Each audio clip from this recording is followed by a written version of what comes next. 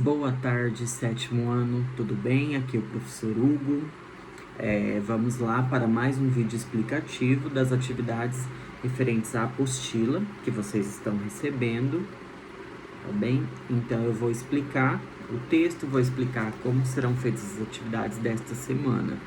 Prestem bastante atenção, tá certo? Nós vamos trabalhar um conteúdo que nós já trabalhamos, vocês provavelmente já viram no sexto ano, eu já trabalhei um pouquinho, que é poesia, poemas, né?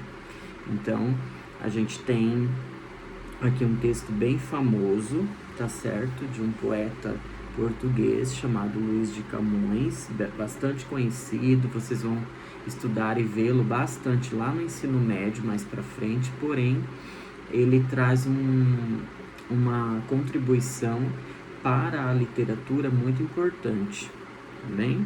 Então, o poema, o texto que nós vamos trabalhar com essas atividades do caderno é Amor é Fogo que Arde Sem Se Ver.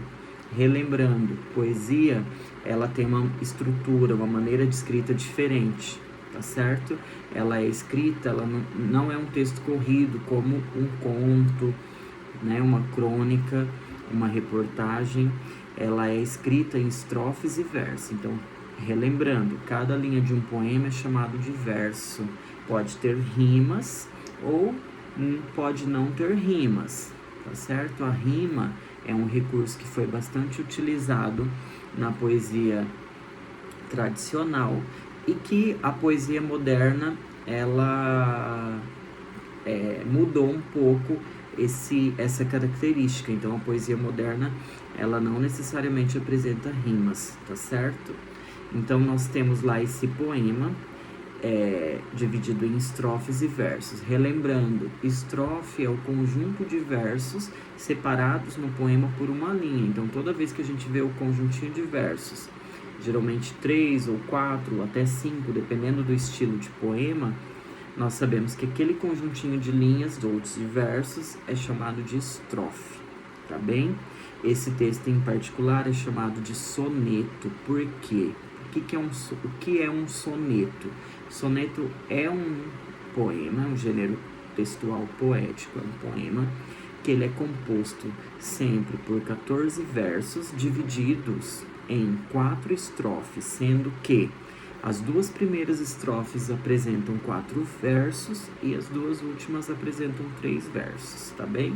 Então vocês vão ler o poema, é bem interessante, ele traz rimas, esse poema, por se tratar de um soneto clássico, como nós chamamos, né? Um soneto foi escrito há bastante tempo, por isso ele é considerado clássico e pela perfeição das rimas. As rimas são muito parecidas. Nós iremos aprofundar mais esse estudo de rimas mais para frente. Por enquanto, nós temos que saber o que é a rima, né? Quando o final do verso ele tem a mesma terminação de letras do outro, tá certo? Alternado, intercalado. Que é, por exemplo, aqui, vou ler a primeira estrofe desse poema que nós vamos trabalhar. Amor é fogo que arde sem se ver, é ferida que dói e não se sente, é um contentamento descontente, é dor que desatina sem doer. Então, as rimas, elas são intercaladas, né? Ou seja, o final do primeiro verso é parecido, a palavra ver termina igual à última palavra do quarto verso, doer. E o segundo verso traz a palavra sente, que tem a mesma terminação de descontente do terceiro verso, portanto são parecidos, tá? Então as rimas elas são alternadas. As perguntinhas desse poema vocês vão ler com bastante atenção para responder, uma pergunta aberta, então vocês vão ter que escrever para responder. O texto de Camões é um poema na forma de soneto. Explique a sua estrutura. Quem assistiu o vídeo já sabe, eu já dei a dica, né? Então presta bastante atenção na minha explicação que vocês vão saber responder essa aí, ó, tirar de letra, facinho, facinho. Depois, a número 15, o soneto é repleto de lirismo. Em poucas linhas, escreva o que você entendeu do poema. Então, essa é pessoal e de interpretação. O que está contando? Qual é a história, digamos assim, que está narrando o poema? Nem sempre um poema ele só conta uma história, às vezes ele expressa sentimentos, emoções do eu lírico. O eu lírico é aquele que conta o poema, né? Uma espécie de narrador do poema, tá bem? O segundo texto para essa semana é uma música, Monte Castelo, bem famosa. Então a música também, gente, ela é uma poesia. A música é considerada poesia por expressar as emoções, os sentimentos, por ter um trabalho de ela é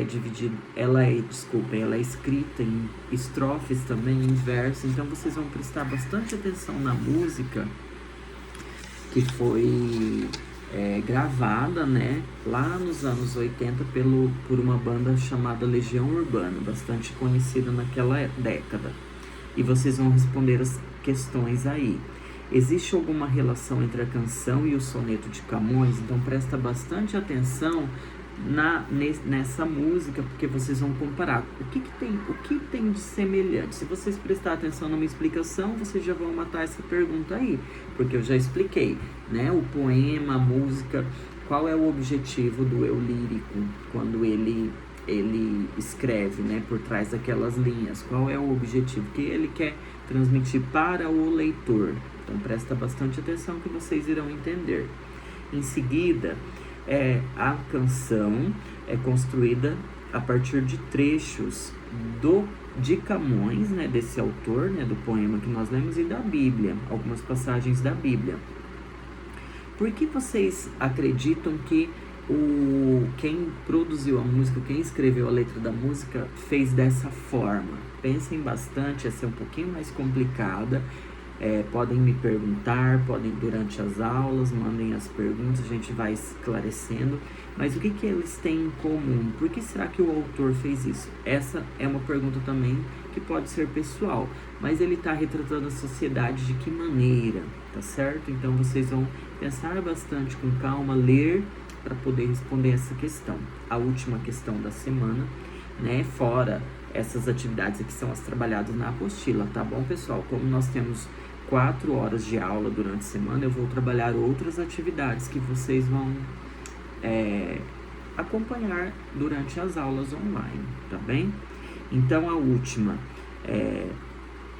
em poucas linhas escreva o que você entendeu da música, explicando a importância de se recorrer a textos antigos. Por que os textos antigos, clássicos, são tão importantes para a nossa aprendizagem, para nós lermos os textos de hoje em dia?